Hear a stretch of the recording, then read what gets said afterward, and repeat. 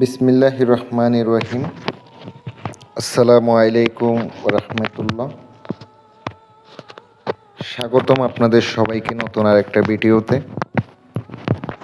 আমি আপনাদের সামনে আজকে এই সাইফুল কবিরাজ চ্যানেলের মধ্যে সরাসরি একটা কাজ নিয়ে আসলাম। কিভাবে একটা মানুষকে বশীভূত করা যায়। এর আগে আমি একটা কাজ নিয়েছিলাম, এক ভাইয়ে কাজ দিয়েছিল, কাজটা করা হয়েছে। মেয়েটার অন্তর কঠিন, অত্যন্ত অন্তর কঠিন মানুষ।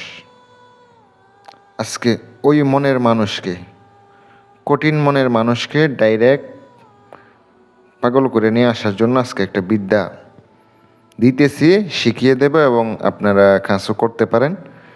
আমি আপনাদেরকে দেখায় দেব, নিয়মও বলে দেব। নকশাটি যেটা লিখছি দেখতে পাচ্ছেন, এটা আরেকটা নকশা আছে, আরেকটি নকশা আছে, আমি আপনাদেরকে দেখাবো।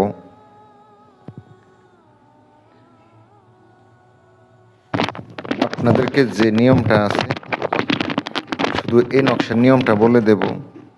শুধু এতটুকু না কাজটা, আমি আরও অনেক নকশা লিখছি, ওগুলা দেখাইতেছি না, আপনাদের শিক্ষামূলক হিসাবে শুধু এটা দিতেছি, এটা দিয়ে কাজ করবেন। নকশাটি যেভাবে দেখতে পাচ্ছেন লিখবেন। আপনাকে 2টা কলা নিতে হবে, কলার উপরে নাম লিখে দিবেন, চারপাশে আগরবাতি ধরাইয়া দিবেন। নকশাটি হুবহু সেম সেম লিখতে হবে, পাশে নাম লিখতে হইব, মেয়ের নাম, ছেলের নাম, আর কিছু লাগবো না। আমি আপনাদেরকে বলতেছি, এটা একটা হলুদ কাপড়ে লিখতে হবে, হলুদ কাপড়ে, কালো কলম দ্বারা, কালো কলম দ্বারা হলুদ কাপড়ের উপরে নকশা লিখিতে হবে। মেয়ের নাম আর ছেলের নাম অবশ্যই লিখিবেন। লিখার পরে আপনি নকশাটি সুন্দর করে পেঁচাইয়া নেবেন, আগরবাতি ধরাবেন, 5 মিনিট ধরে থাকবেন। ধরার পরে আপনি নকশাটি সুন্দর করে পেঁচাইয়া নেবেন।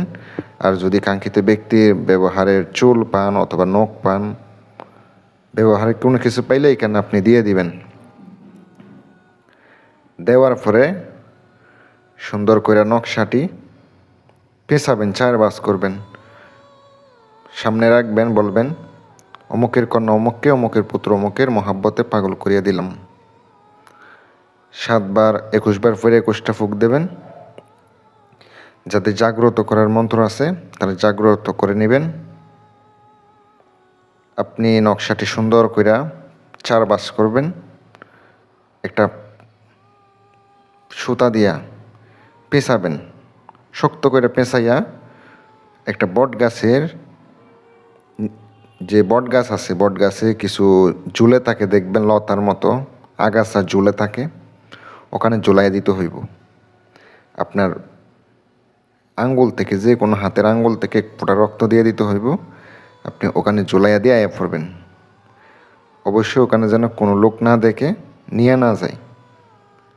করেন কাজটা, 100% গ্যারান্টি দিলাম, কাঙ্ক্ষিত ব্যক্তি চলে আসব। এখানে আমি লিখছি উপরে মেয়ের নাম, তারপরে ছেলের নাম, এতটুকুই লিখছি। এটা আমি চালান দেব, কাজটা করে আইয়া পড়ুম। আরও নকশা লিখছি এই মেয়েরে বশ করার জন্য। অন্তরটা অনেক কঠিন। আর সকলে ভালো থাকবেন, সুস্থ থাকবেন। আর কলা যে 2টা, এরকম কলা 2টা আনবেন, আইনা উপরে নাম লিখবেন, ওই কলা 2টা কলা পাতার উপরে রাইখা সরাসরি রাইখা আইবেন। আমি আপনাদেরকে দিলাম, উপকার পাইলে আমার জন্য দোয়া করবেন। আসসালামু আলাইকুম ওয়া রাহমাতুল্লাহ।